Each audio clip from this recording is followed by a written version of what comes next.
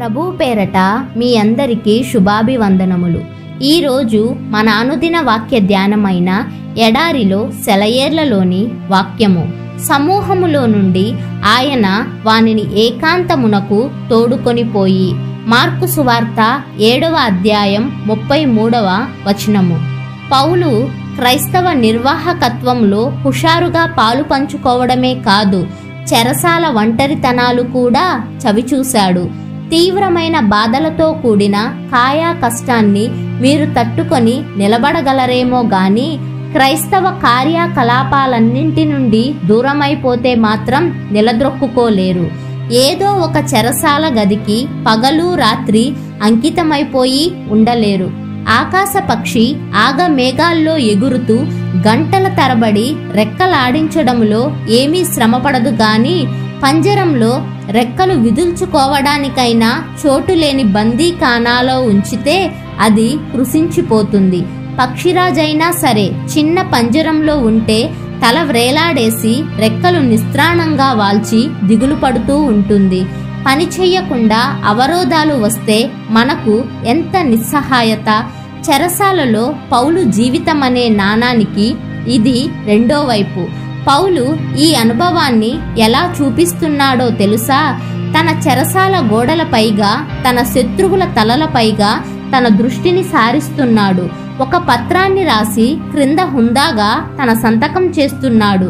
నేను ఖైదీని కాను, సీజరు నన్ను బంధించలేదు, సన్హెడ్రిన్ వారి ఎదుట నేను దోషిని కాను, ప్రభువునందు బందీని. ఈ బంధకాల్లో దేవుని హస్తాన్నే అతడు చూశాడు. అతనికి చెరసాల ఒక రాజభవనం అయ్యింది. దాని వరండాలు జయోత్సాహంతో కేరింతలతో నిండాయి. అతనికి తన ప్రియమైన మిషనరీ పని చెయ్యకుండా అవరోధం కలిగింది. అయితే ఇప్పుడు ఒక క్రొత్త వేదికను అతడు సిద్ధం చేసుకున్నాడు. ఇది ఒక క్రొత్త సాక్ష్యం. ఆ 4 గోడల మధ్య నుండి అత్యంత మధురమైన క్రైస్తవ స్వాతంత్రపు నివేదికలు బయటకు వచ్చాయి. ఆ బందీఖానా చీకటిలో నుండి వెలుగు సందేశాలెన్నో వెలువడినాయి. పౌలు అడుగుజాడల్లో చెరసాలల్లో మ్రగ్గిపోయిన అసంఖ్యాకమైన పరిశుద్ధులు సంఘ చరిత్రలో ఎందరెందరో. జాన్ బడ్యన్ బెడ్ఫోర్డ్ జైల్లో 20 సుదీర్ఘమైన సంవత్సరాలు ఉండిపోయాడు.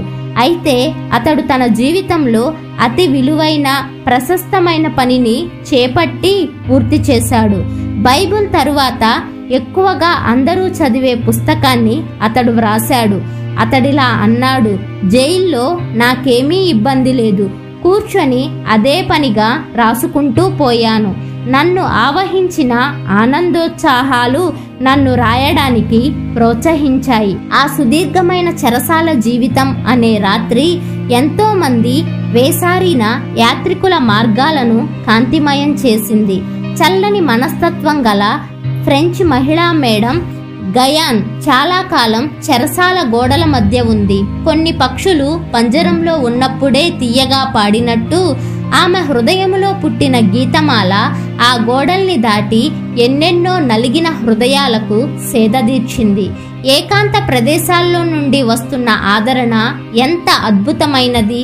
యేసుతో ఏకాంతంలోకి, ఆయన చేతితో, ఆయన నీడలో కొంతసేపు విశ్రమిస్తూ, ఎడారిలో సాగిపోతూ, యేసుతో ఏకాంతంలోకి, చీకటి నిండిన ఒంటరితనంలో మరే ఆదరణ లేని చోటికి, మనోరంజకమైన ఆయన స్వరంతో యేసుతో ఏకాంతంలోకి, ఆయనతో ఒంటరిగా ఆయన ప్రేమ వాక్కులు ఆలకిస్తూ, నీడల్లో నిశ్శబ్దాల్లో యేసుతో ఏకాంతంలోకి, ఎడారిలోకైనా సరే ఆయన స్వరం వినడానికి, ముఖాముఖిగా ఆయన్ను చూడడానికి.